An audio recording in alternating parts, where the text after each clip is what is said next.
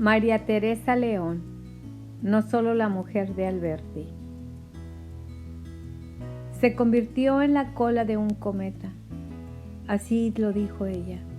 Fue un gigante, pero se pensó menor que lo que tenía al lado. María Teresa León, que nace en Logroño, 1903, y fallece en Madrid en 1988, fue la esposa de Rafael Alberti y una de las mejores escritoras de la generación del 27. Su historia es la de muchas, la de parejas que eclipsaban y tiempos convulsos. Pero la de León comenzó de otra manera. Ferozmente rebelde desde pequeña, se metió en la literatura de la mano de su tío Ramón Menéndez Pidal.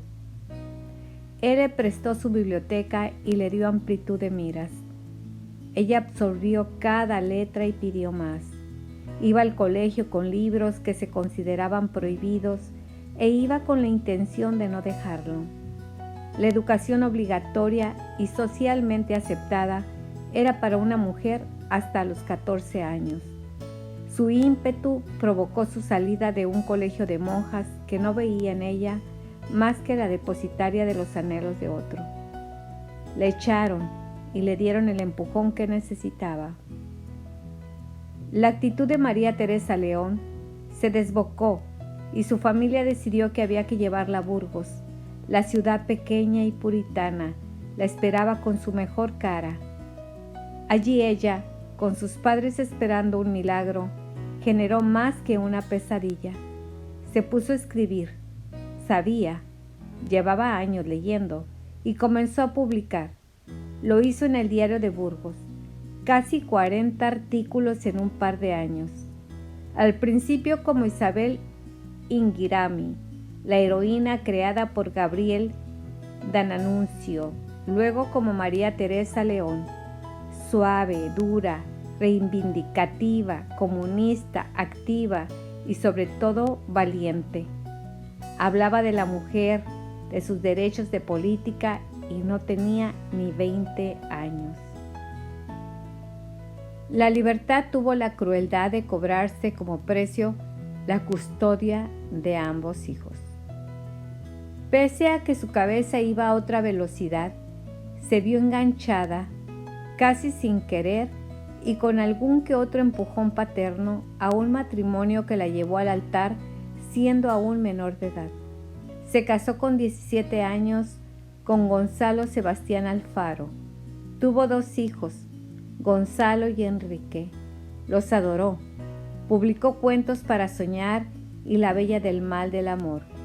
Era casi feliz, pero su cuerpo le pedía alas y la libertad tuvo la crueldad de cobrarse como precio la custodia de los niños. María Teresa se largó, sabiendo que sus hijos ya no eran más que de su exmarido. Así lo decía la ley y así la acató. El precio por vivir en primera persona fueron ellos. Se fue a Madrid lista, impetuosa, tan guapa que aterraba, y conoció a Rafael Alberti. Cayeron rendidos y decidieron salir un poco del foco, instalándose en Mallorca. Ya separada, volvió a casarse por lo civil. Esta vez con el amor de su vida, como decía ella, esta vez sin que Dios le diese su consentimiento. El matrimonio civil se celebró en 1932. Ellos, solos, se juraron un amor eterno que duraría hasta que a León se le empezaron a desprender los recuerdos. Con él, suyas eran las ilustraciones. Publicó Rosa Fría y a mediados de la década de los 30 recibió la noticia de que ha sido becada para estudiar el movimiento teatral europeo. Agarró a Alberti del brazo y se lo llevó por toda Europa, por la URSS, y se contagiaron del comunismo. Quizás ella más que él vio en aquel movimiento la salvación del ser humano y se agarró con fuerza a sus ideas. Volvió roja, más roja que ninguna, y cuando estalló la guerra tuvo un papel activo en las guerrillas del teatro, y fue ella la que se encargó de poner a salvo las obras del Museo del Prado. Más tarde, a ellos dos en Argentina. De vuestra madre, que casi está llorando, escribió León a sus hijos. Fue en el país latino donde en 1941 tendrían a su hija Aitana, donde empezarían un exilio que duraría 40 años y en los que ella decide quedarse un paso por detrás.